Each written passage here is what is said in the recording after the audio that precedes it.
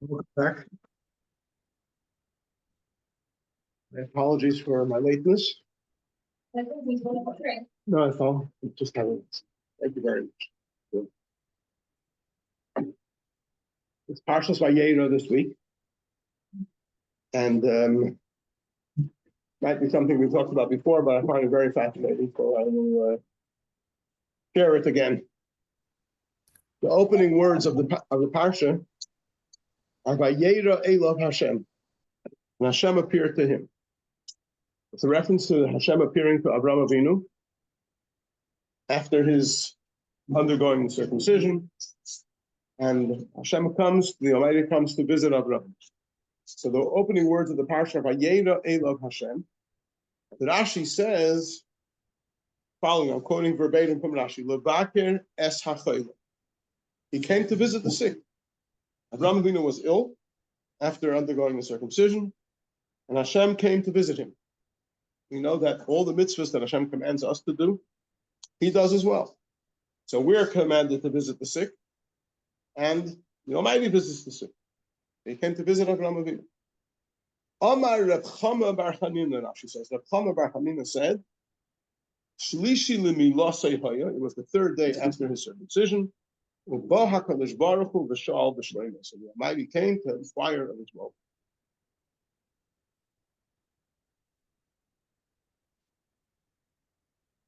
So the question is asked, Avraham Avinu, the Rashi is implying, became ill as a result of the circumcision. Now, Avraham Avinu wasn't just an ordinary person. He was a person his life was completely devoted and committed to godliness. His value system was a godly value system. He's a merkava l'shchina. He's a chariot to the divine presence. And Hashem told him, last week said, when he introduced him to the mitzvah of circumcision, he said, "His halech lefanai, walk before me, and become complete." And Rashi says that until you are circumcised, I don't consider you complete. Once you circumcise yourself, you become complete. So the circumcision was meant to bring completeness, wholesomeness into Avraham Avinu. It wasn't meant to make him ill. Illness is the opposite of complete. How is it that through undergoing the circumcision, Avraham Avinu became ill? Now, there is discussion about whether Avraham Avinu felt pain when performing the act of circumcision. And the argument is that we know there's a concept of mind over matter. When you're in your mind very committed to something, very excited about something, very exhilarated about something, that state of mind can cause that which normally would be a source of pain would not be a source of pain. For example, we have an illustration of this in halacha. The halacha is that Shabbos is a day of delight. You're not supposed to afflict yourself on Shabbos. You're not supposed to cause yourself pain on Shabbos. Shabbos is a day of delight. But also a Shabbos only.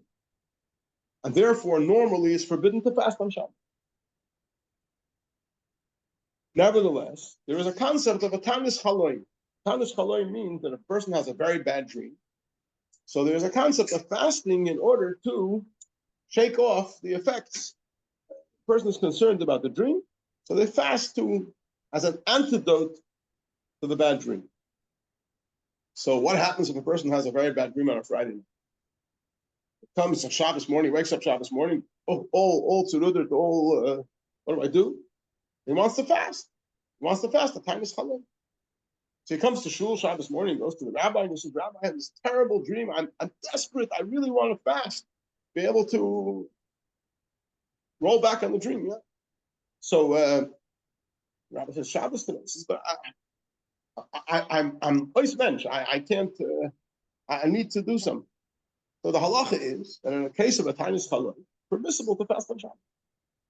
Why is it permissible to fast on Shabbos? Because there's no mitzvah to eat on Shabbos. There's a mitzvah to enjoy Shabbos, but also a Shabbos oinen. Shabbos is a time for delight. For this person in his circumstances, what's going to give him delight is that he'll be able to do what he needs to do, which is to fast. So for him, he's allowed to fast. So what do we see? We see that when your mindset is of such that this is going to cause you delight, this is what you want to do, this is what you're excited about, this is what you're enthusiastic about. So even though in the normal circumstances this causes pain, but in these unique circumstances, it causes delight. So, based on this, it's questionable whether Avraham Avinu experienced any pain in the circumcision, because for him, this was something he was waiting for 99 years, be able to have this intense connection with the Almighty that this mitzvah afforded him. Nevertheless, the conclusion is that since the criteria of the mitzvah is brisi b'psarchem, the covenant in your flesh, and the nature of flesh is that when you cut it, it hurts, it's painful. So therefore, the criteria of the mitzvah demands that there had to be some form of pain. So, okay, so Abraham must have experienced some pain to be yotze the mitzvah proper. But does it say anywhere that the criteria of the mitzvah is to become ill? He has to become ill? Come complete. Where's mind over matter? So Avraham Avinu was so engaged in connecting to Hashem. This was the opportunity for him to connect to Hashem at the highest level that he ever had in his life. Surely this must have made him feel so elevated and so exhilarated and so inspired. How does he become ill as a result of it? Something's not right. Rashi says, Avraham Avinu was a chayla. So, one of the explanations, on a very, very lofty level, but it's a beautiful explanation. And by first understanding the concept of illness, everything has a source, everything in the physical realm has a source in the higher celestial world. Where is the source of illness in the higher celestial realm? So we find in Shiur, the Song of Songs, that there is a pasuk that talks about Taylas Ahav, love sickness. What does love sickness mean? Somebody is very, very strongly passionate about something. They long for it, they yearn for it, they thirst for it, and it's beyond their reach. And see, that's just not available to them. So they become the frustration and the desperation brings them to a state of illness, love sickness. So the pasuk says, I am lovesick. And we know that Shiur is a conversation between the Almighty and the Jewish people. It's a love story between the Almighty and the Jewish people. So the Jewish people, in their yearning to connect with the Almighty at the deepest level, proclaim, because there's a level of godliness that we want to attain, and it's just, we find it very frustrating that we're not able to fulfill that yearning and that longing that we have for the Almighty. We're not able to fully quench that thirst. The word chayla has a numerical value of 49. Tes is 8, Vav is 6, Lamed is 30, Hey is 5. You're good at math, you'll work out that it's 49. What's the connection between 49 and chayla? So it says, Chamishim Sharei Bina Nivru Vayera. There's 50 gates of Bina that were created in the world, and understanding that were created in the world. They were all given to Moshe Rabbeinu, with the exception of one.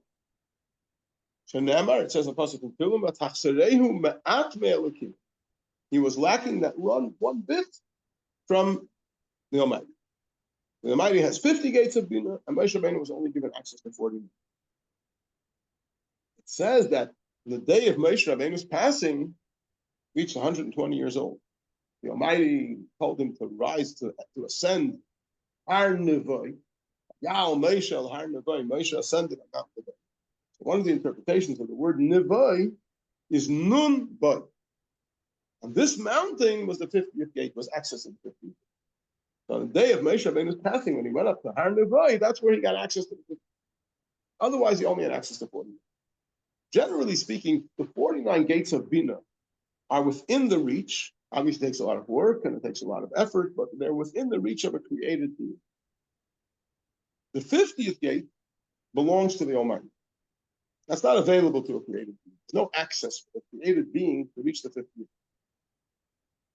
This also is connected with the fact that we know with the counting of the Omer. How many days do we count in the Omer? So the pasuk says, Shiva Shavuos Tispo. If it counts 7 weeks, every week is made of 7 weeks. 7 weeks is 49. 7 times 7 is 49. But there's another pasuk that says, Admi Macharas HaShabbos HaShviyis Tisperu Chamishim. Count 50 days. Now, how do we square that? 7 weeks is not 50 days. And we know that in practice, we count 49 days. We don't count 50. In Shavuos, we don't count 50.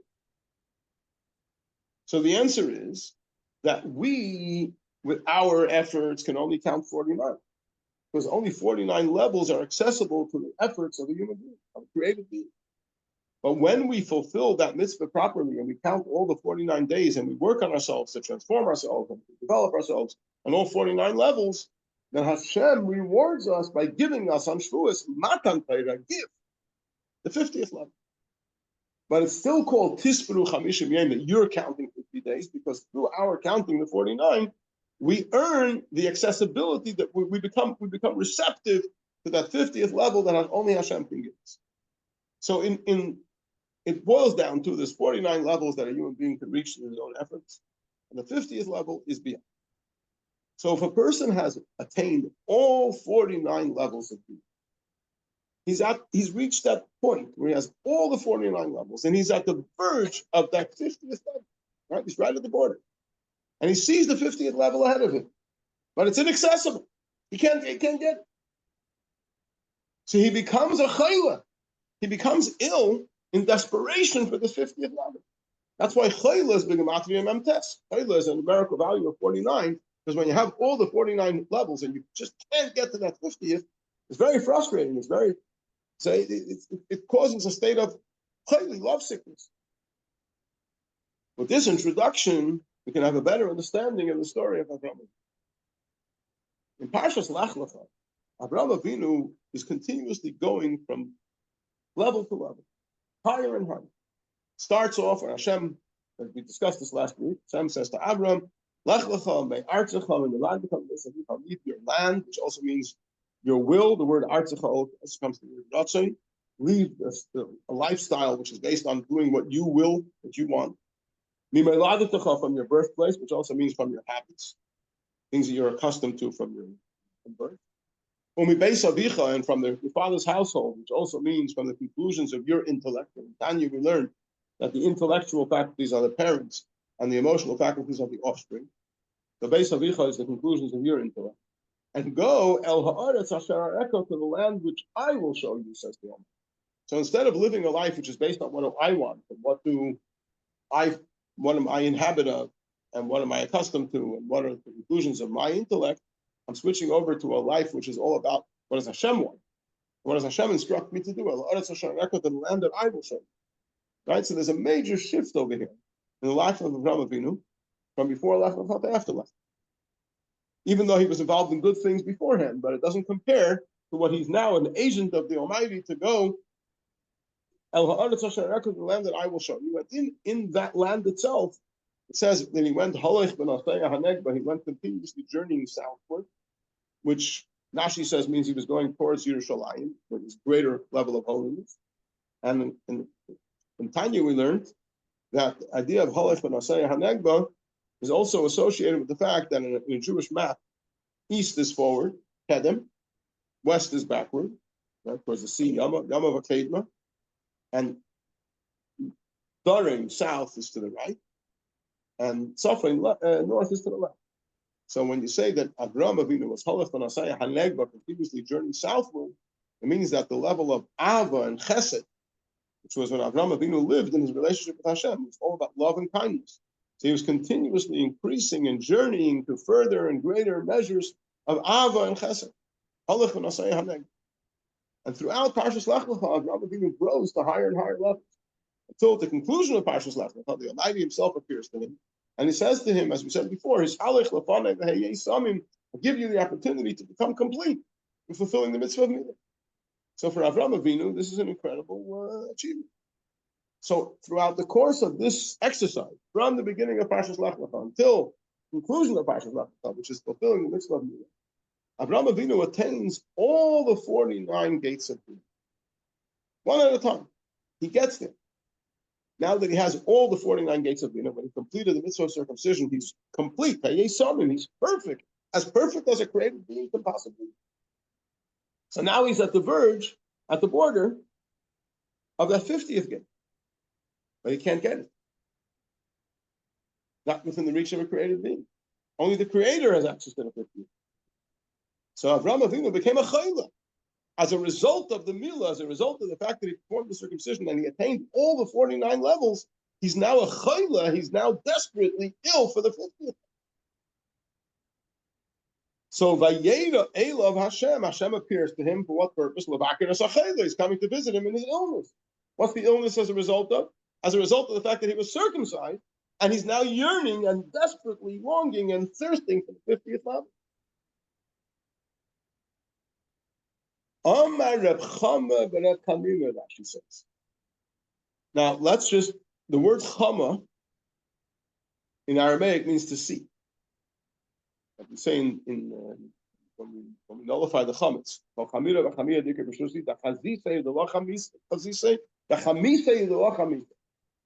Chama means to see. But Chanina has two nuns in it. Nun is 50. The inner and outer level of the Shar HaNun, the 50 again.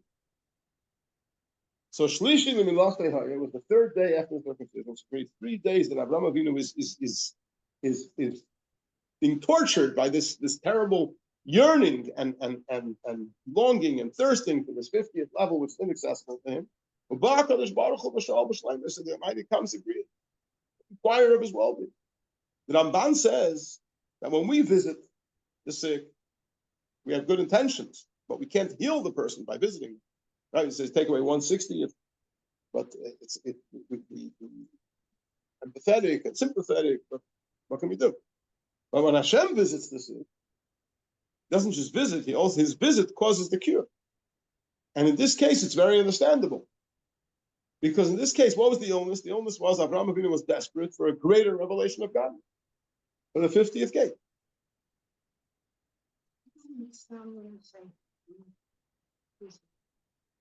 What does it mean that Hashem visited? It means there was a revelation of Hashem's presence, a very unique revelation of Hashem's presence to Avraham. Yeah.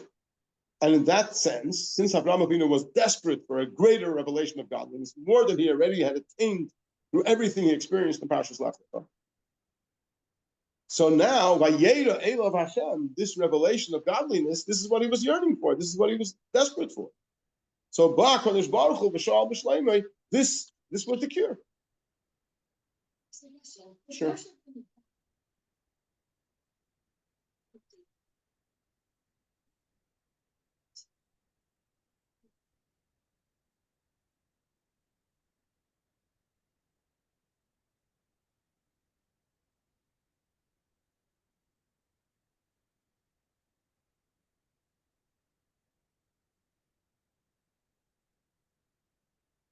It says Holosh B'Nosaya Hanegba, continuously journeying southward.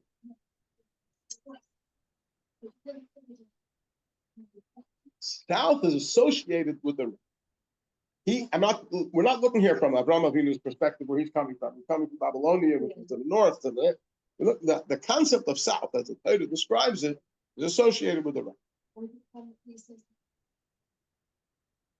His Avas Hashem and his Chesed. He was going to wherever he was going in a greater and more intense level. Okay, so let me go back to your first question. So, yeah, sorry. Yeah, I'm going to get to it in the process of. So this is described in the pasuk by 3 words: Vayera Elav Hashem. Each one of these 3 words, Vayera, he appeared, Elav to him, Hashem. Each one of these 3 words tells us something very unique and fascinating about this revelation of God. First of all, it's Vayera. Vayera means he appeared. It's a clear appearance.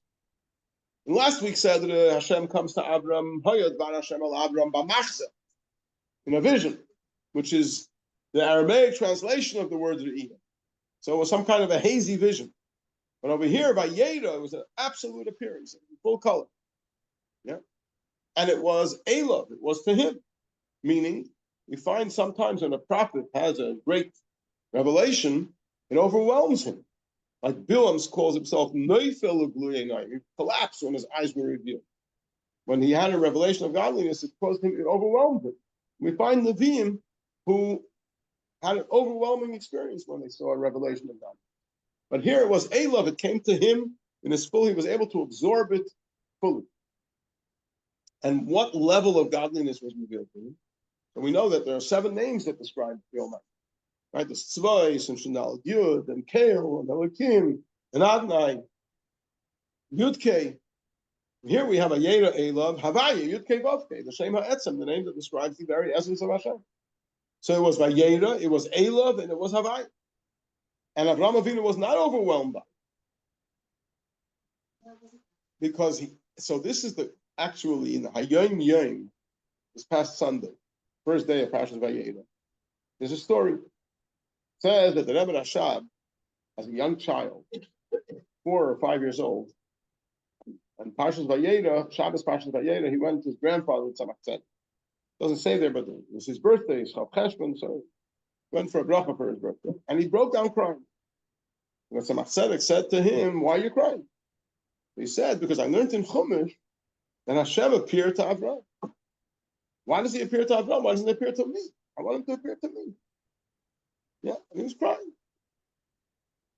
So the Tzemach Tzedek said to him, when a Yid Tzaddik, at the age of 99, realizes that he has to circumcise himself, he has to start all over again, he's worthy that Hashem should appear. So the Rebbe asks an interesting question.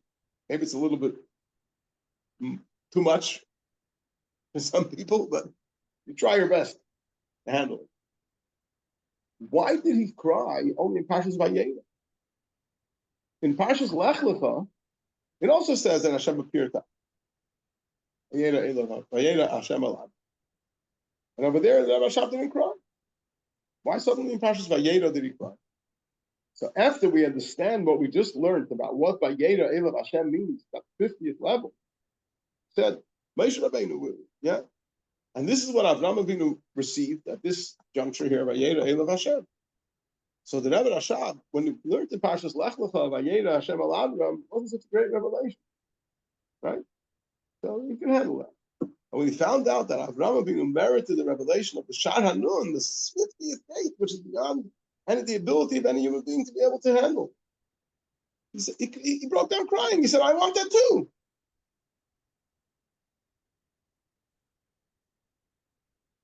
And it didn't stay with crying as a 4 or 5-year-old child. His whole life was permeated by that cry. And he committed himself and dedicated himself to the dissemination of Chassidus, which is the revelation of the esoteric part of Torah, in a way that actually makes that aspect of the wisdom of Hashem, the understanding which is beyond the reach of a human being, to be able to become accessible, to be able to bring it down into this world. And ultimately, can bring Mashiach, which is going to be the ultimate revelation of the essence of Hashem in this world. And that's why he established Ten Chetmimim, the yeshiva Ten Chetmimim, which teaches the revealed part of Torah, the esoteric part of Torah as one. And he said that the students of Ten Chetmimim are Chayalei Beis David. They're the soldiers of the house of David. Because their function is to bring Mashiach ben David. So this was the Rebbe Rashab's life's passion. What he cried at the age of 4 and 5, that was only initiating that cry, which was his life's passion. So you're asking the question about how can Avraham Avinu deal with it? So I think that Tzemach Tzedek's answer is it was a very unique situation. Where do you find such a story that a Yid Tzaddik at the age of 99 realizes that he has to start all over again and circumcise himself? Start from the beginning. First of all, Moshe had circumcised his son. And he didn't do such a good job. He needed his wife to push him. Yeah? And she not only she pushed him, she did it. Yeah? Moshe Rabbeinu was born circumcised. He's also a very high mother Ava. But this is a very unique episode. And Maaseh Avos Simon Labanim. Let me just complete this. So it says, Vayera Elav Hashem, be'eloinei mamrei. Hashem appeared to him in eloinei mamrei, which means that not only was he permeated by this tremendous revelation of godliness, but also affected his environment, the place that he was in. That revelation also was to some extent absorbed by the environment in which he found himself. And actually, this is the beginning of the Seder, Vayera Elav Hashem. The end of the Seder, we have a similar story. The end of the Seder is a story with Akedas Yitzchak, the binding of Yitzchak. Now, in the binding of Yitzchak, which is a phenomenal story, It's the 10th test, the ultimate test.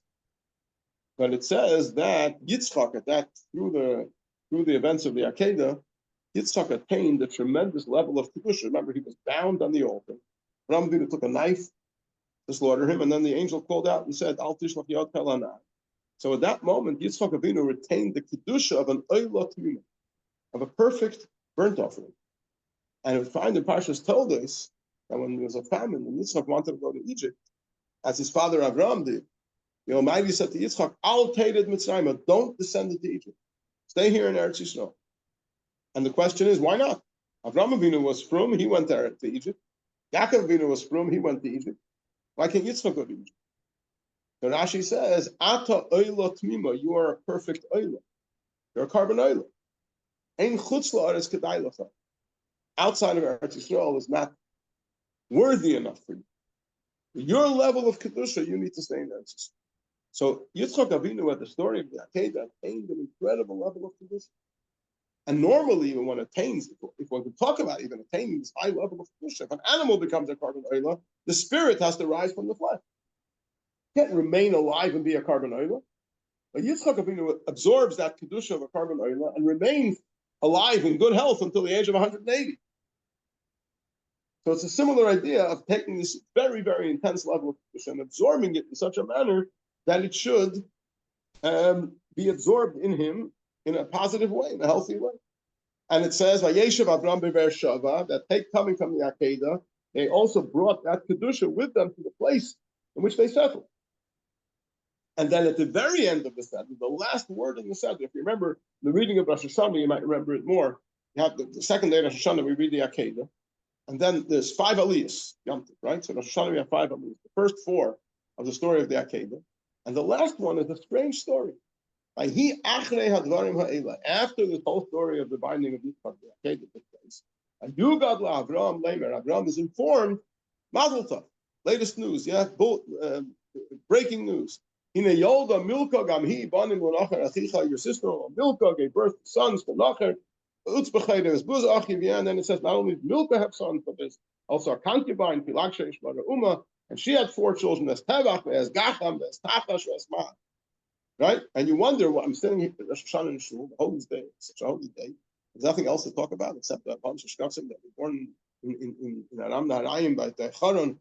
Yeah, and the Balkaida reads it out in a very special Rosh Hashanah the Ketun. Let gamhi es tevach v'es gacham v'es tachash v'es ma'acha. You say what's going on? Yeah, but then take the word ma'acha and think, everything has a deeper and esoteric meaning. Take the word ma'acha and think Rosh Hashanah for a minute. Tell me what the Rosh Hashanah of ma'acha is. The acronym ma'acha. Think Rosh Hashanah? Huh? Melech al kol haaretz. Right? That's what we say Rosh Hashanah in Kiddush and in Rosh Hashanah and the Birchas HaTorah, Melech al kol haaretz. And that's the word ma'acha. So Avraham and Yitzchak, through the Akedah, they not only absorbed that intense kedusha into themselves, but they affected the world that this should be a major push forward to make the Almighty into Melech al Kol Haaretz, the king over the entire world.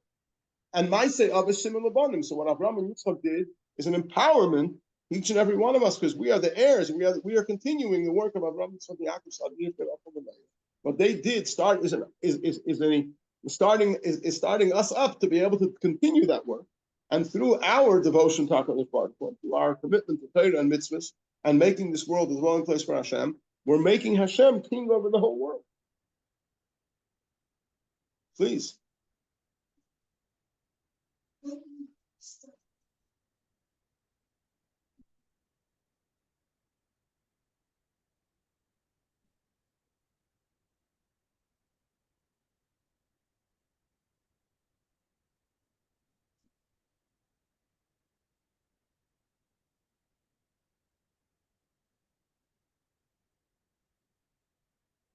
Okay, the question was, why is it that many parts of the story in the Torah are spelled out very explicitly in the written Torah, and here, what we're talking about today, Vayera Elav Hashem, seems so phenomenal, and it's all in 3 words. It's mentioned very. So, I think it's the way that the Torah is structured and is that you should be able to read it on a very simple level and understand it. And at the same time, realize that there is mounts and mounts of depth and esoteric truths that are hidden in every word. So when the time comes, it's revealed to us.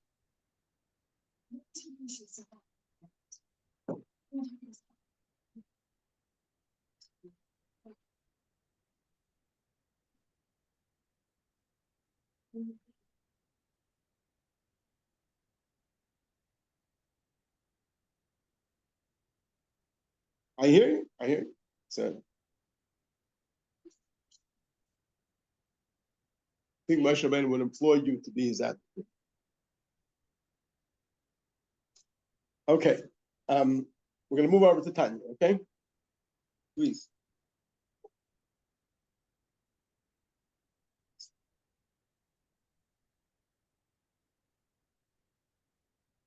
Yes, Hashem told Moshe Rabbeinu at the burning bush that I've appeared to Avram, to Yitzchak, and Yaakov with an name and Shindal Yud. My name has Yud Kevavke, is not revealed to me. The question is, here we're saying Vayera Elon Havai. Yeah, so the way Rashi explains it at the time is, I didn't appear to them, my name Havai, meaning I didn't appear to them b'midas amiti yishvim, with my attribute of truthfulness. What is my attribute of truthfulness? So we know that the word emes, Aleph Mem Saf. Aleph is the first letter of the Aleph thing. Saf is the last letter of the Aleph thing. And Mem is the middle letter. Aleph Mem Saf. Emes means that something is consistent from top to bottom, all the way through. Yeah. So Avraham, Yitzchak, and Yaakov received incredible promises from Hashem. I'm going to give your seed this and that, and I'm going to give you, and I will give you. Yeah. But they didn't see the fulfillment of the promise. So in the physical world, those things didn't happen. Right? So midas amiti yushem, my attribute of truth. Truth meaning something is consistent from beginning to end, from the highest realm all the way down to the lowest realm. It all remained a spiritual reality, but it didn't manifest itself in the physical world. Therefore, say to the children of Israel, all the investments of Abraham, Yitzchak, and Yaakov, you're going to see the dividends. You're going to see how it's manifesting itself in the physical realm. Ani Havaya, I am Yud Kevavke. I'm giving you my attribute of truth. I'm taking you out physically from Egypt, and I'm going to take you to the Holy Land, and you're going to see the fulfillment of all the promises I made of Abraham, Yitzchak, and Yaakov come down into the physical realm. So even when there was the highest revelation of Vayera Elon Havaya, it still remained a spiritual reality.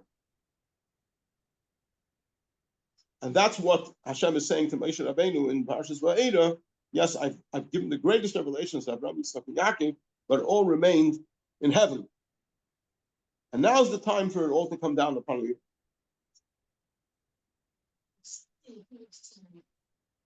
He wasn't experiencing that revelation, but it was all a spiritual revelation. It didn't change the reality of the physical world. Pattern was still pattern. Avimelech was still Avimelech.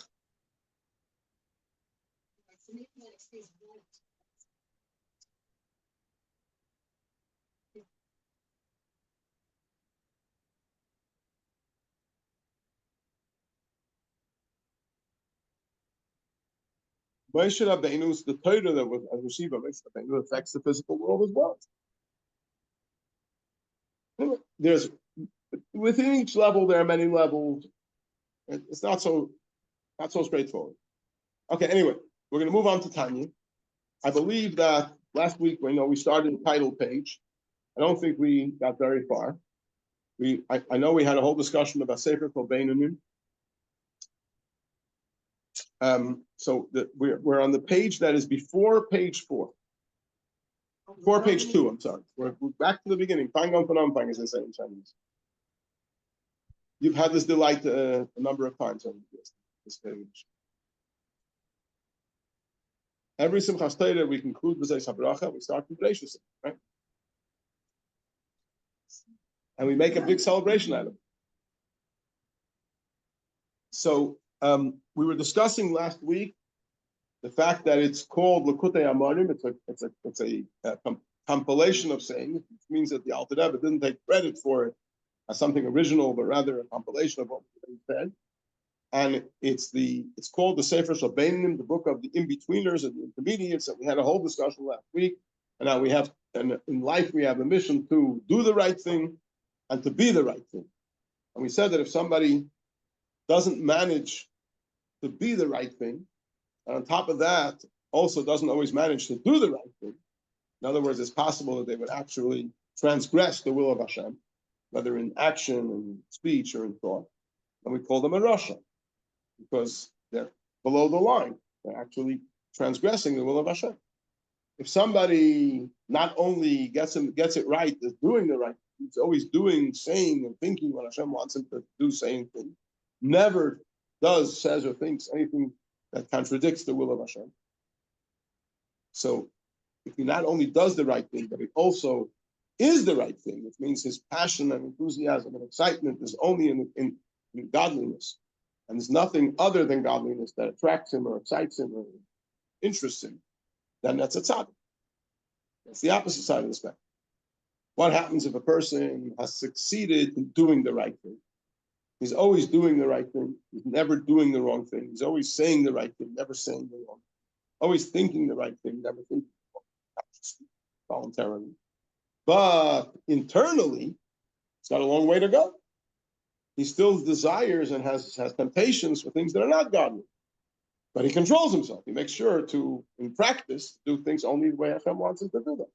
So he's always doing the right thing, never doing the wrong thing. But internally, he hasn't yet fulfilled the Vayera harami kirbecha. You should exterminate evil from within yourself. Within himself, there's still a lot of evil, but it's not manifesting itself in practice. So he doing the right thing, but he isn't the right thing. So somebody like that is called a Beinoni, right in the middle. And that's why we said that a Beinoni is someone who he never did sin, he never will sin. He's in a state of commitment which will not allow sin under any circumstance. But that's only as far as what he does, what he says, and what he thinks. But as far as what he feels, and what he's excited about, and what he has temptations for, that might not be consistent with. No, we can't call him a hypocrite. We're calling a person who is trying very, very hard and successfully to do what he knows he should be feeling. But could I ask? Yes. Go ahead. If you are the right thing, then what's the big milah of doing the right thing? Okay, that's a very good question. So you could say that for a person who is the right thing, his challenge is not so much on doing the right thing, because that is pretty much a given. If he is the right thing, he's going to do the right thing. His challenge is within being the right thing itself to grow to greater heights, because Hashem is infinite, and we can always grow infinitely higher in our connection with Hashem. So a tzaddik's challenge is not to prevent himself from sinning, because why would he want to sin? Tzaddik's challenge is to grow in his connection to Hashem, his internal connection to Hashem. He does the right thing, and he does that better and better, and he reaches out to others to inspire them to do the right thing, and he's working on himself to become more and more in touch, and more connected, and more fused with Hashem.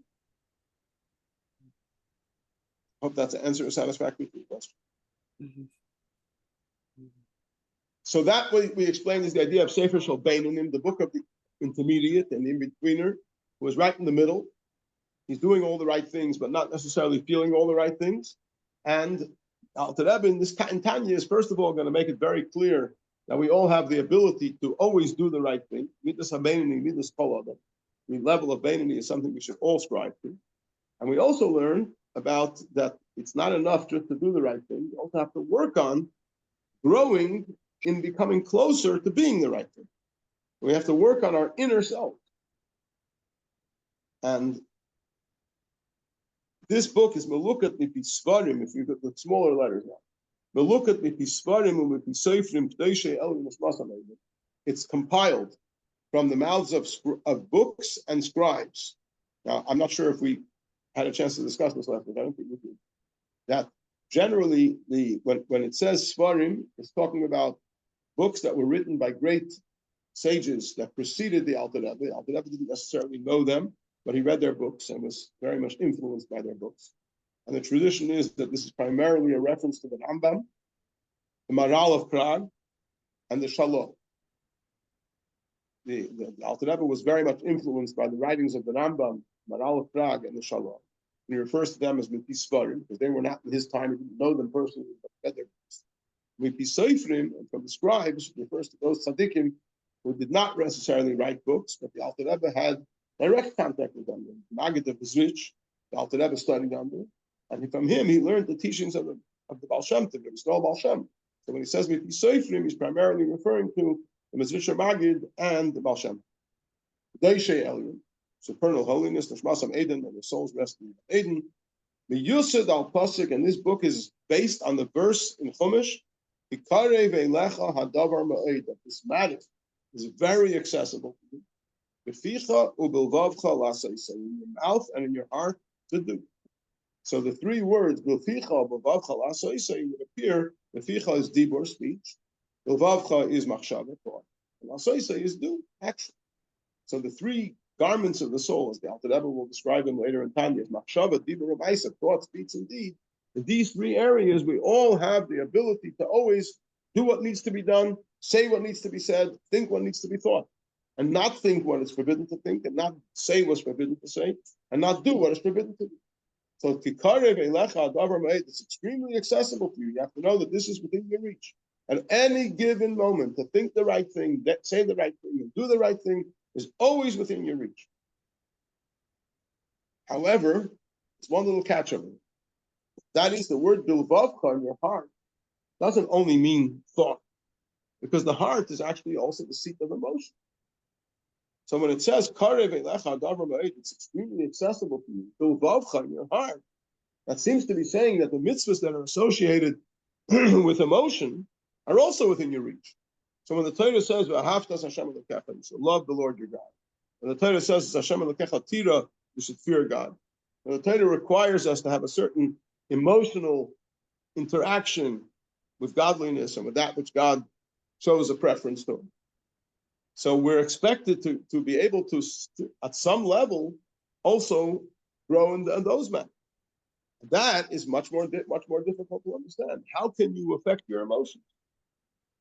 The analogy that I've used many times, I think it gets the message across, is if we have a room, 10 people in the room, we do a survey, how many people love chocolate cake?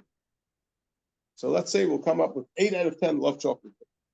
What if we say at the count of 3, everyone should start loving chocolate? It's a ridiculous statement, because those who love, love, and those who don't love. There's nothing they can do to start loving, right? So how can the Torah require of us to adapt our emotions to the Torah value? You shall love the Lord your God. The Maggid in the Switch asks the famous question: if you're in love, you're in love. If you're not in love, you're not in love. There's nothing you can do. There's no button to press to start becoming in love. Right? So how can you say you shall love the Lord your God? You shall fear Hashem. If you love, you love. If you don't love, you don't love. If you fear, you fear. If you don't fear, you don't fear. There's no button to press to start loving, start fearing. Now, how can you say the matter is accessible to you, very accessible when it comes to Bilvavcha, when it comes to your emotional state of being?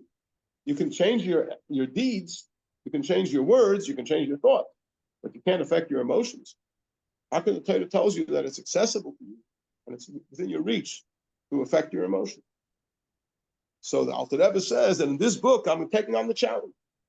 Levayir hated. I'm going to explain well how it's actually very accessible, how you actually can make inroads in developing a stronger emotional connection with Hashem.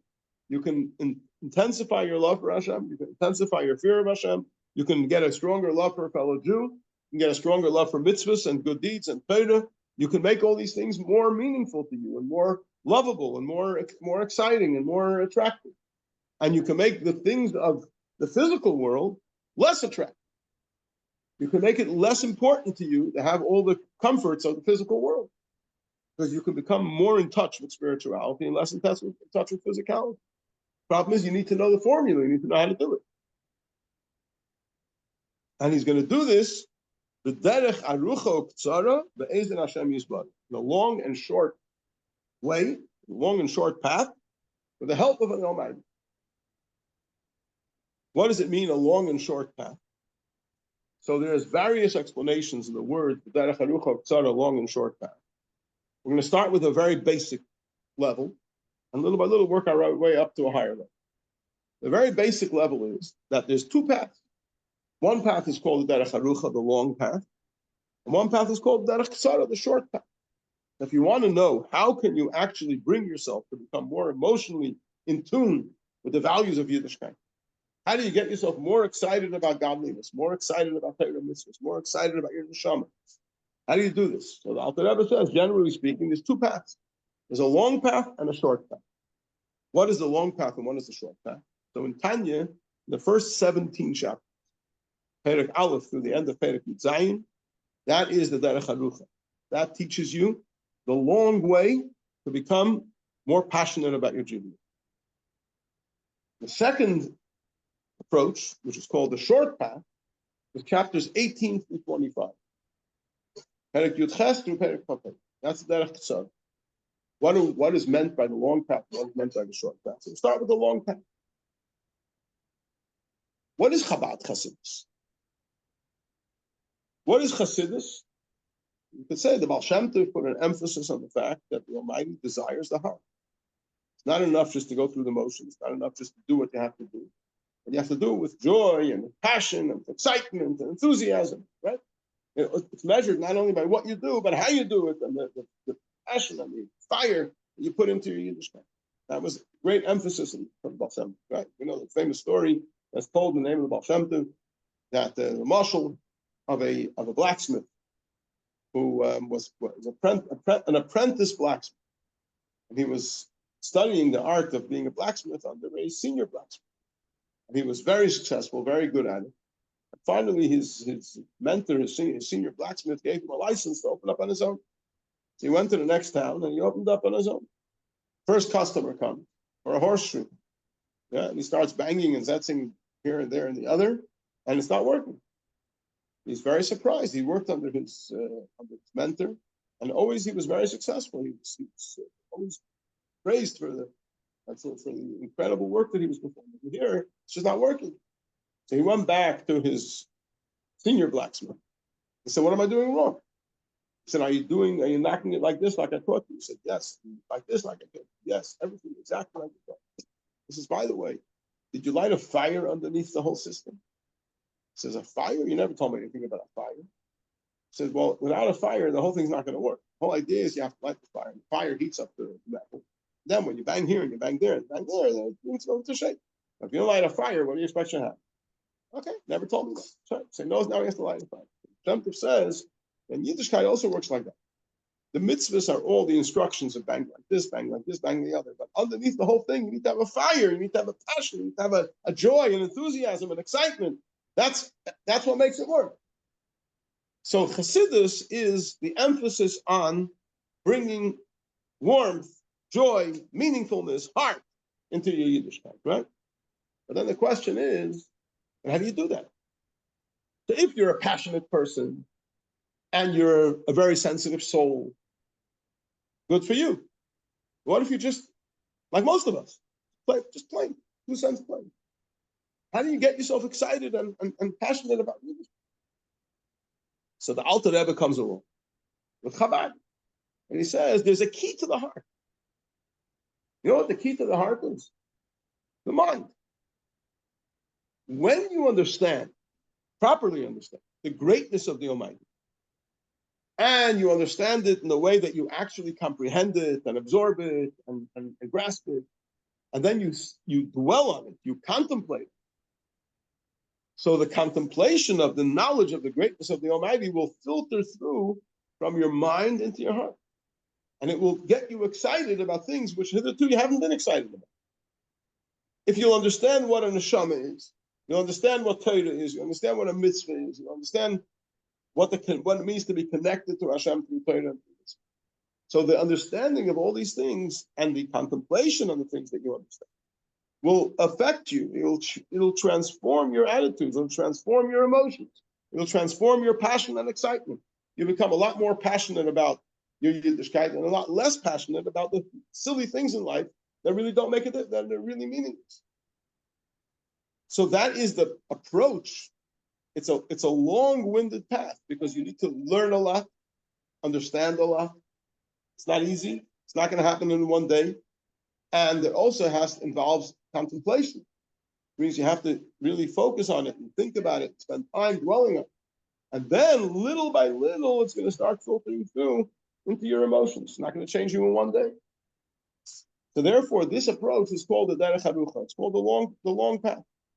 And the first 17 chapters of Tanya basically map out this long path. The question remains, the pasuk says,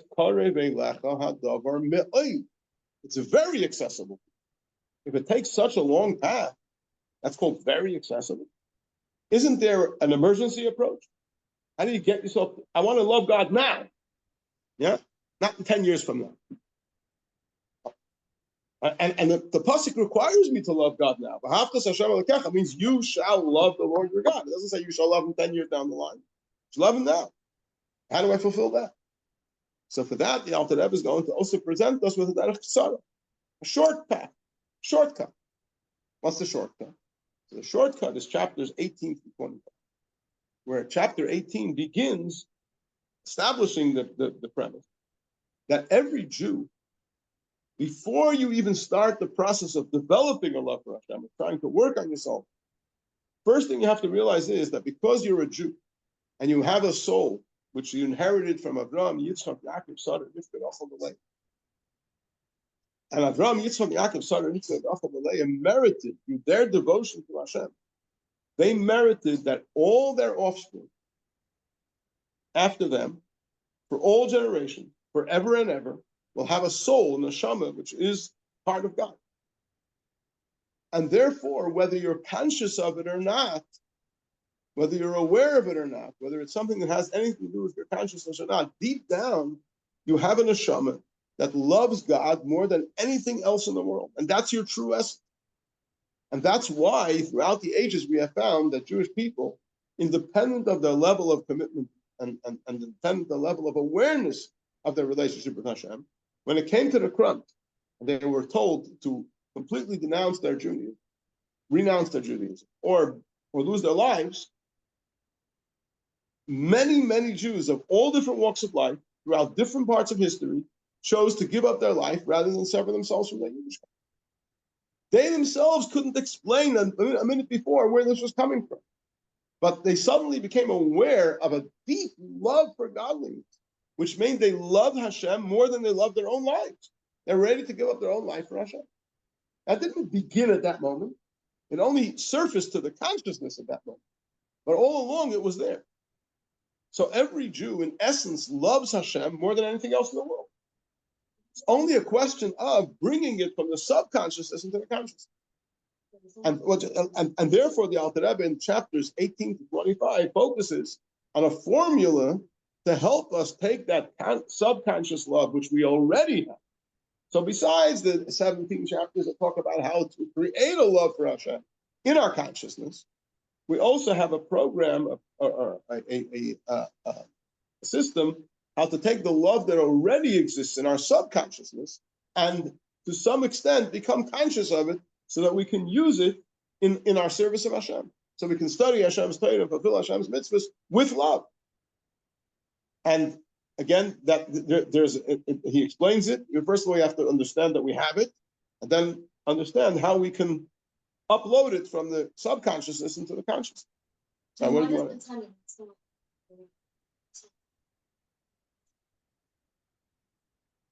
In other words, what's the advantage of the long path over the short path? The answer is that when you work something through on a conscious level, you get there by it becomes part of your conscious experience, not something that exists all the way deep down and you're reaching out to. You want it to be the Haftas Hashem Elokecha in the ideal way is that you should love God on a conscious level. This should be fully the conscious you. Okay? But nevertheless, until you get there, you also have to learn how to access the temporary, the derech ksara. Therefore, we're going to learn Mr. Hashem and Tanya the derech harucha, and the derech tzara. That is, as I said before, only the most basic and superficial meaning of the words derech harucha tzara. However, there is a deeper meaning in the word derech harucha tzara, which, as Hashem, we'll get to in the next year. Yes.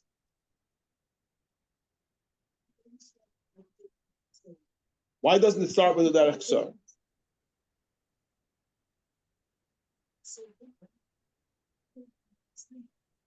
Okay, so what we're under, there's a question. Well, why don't we start with the derech tzara? Why don't we start first you have it and then go understand it? So it's not in the derech tzara. It's understanding that you have it that enables you to access.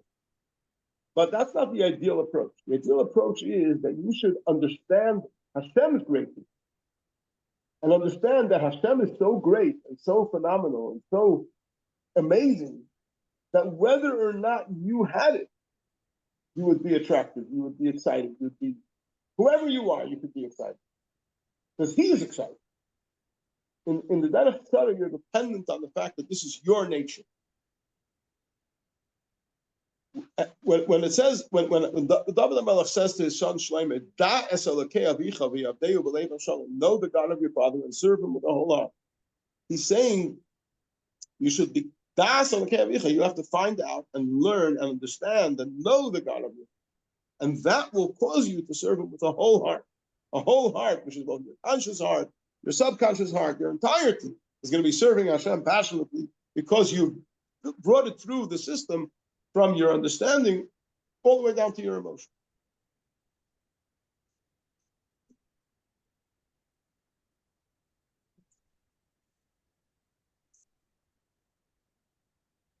Not only could be the Yetzer Hara comes in, the Yetzer Hara will come. And every word that you learn in Tanya is ammunition against the Yetzer Hara. In the we're going to get to it eventually, but in the Akdama from the sons of the Alter Rebbe, the final edition of the Tanya, they use an expression, Kol dvarav tigachle eish bayaros, all his words are like flaming coals. But Kol dvarav gachle eish bayaros, yalhivu halavaves, to inflame the hearts, the carbon lavim shabashamayim. It's closer to our Father in heaven. The Yetzer Hara is definitely going to try to compute it. But we have to know that every word that we learn in Tanya is ammunition against the Yetzer Hara, ammunition to fire ourselves up, a passionate love for Hashem, and a passionate dedication, doing what we need to do in this world. So we're going to win. And it's not going to take so long because we're at the end of the line. Shiach is coming imminently. We have, with the Rambam Paskins, we talked about this many times, a person should always visualize himself as equally balanced, both sides, and the whole world is equally balanced. And with one deed, one deed, one word, one thought, one can tip the scale to the side of good and bring for oneself and for the entire world salvation. So we're nearly there. One more push, and we've arrived. Thank you.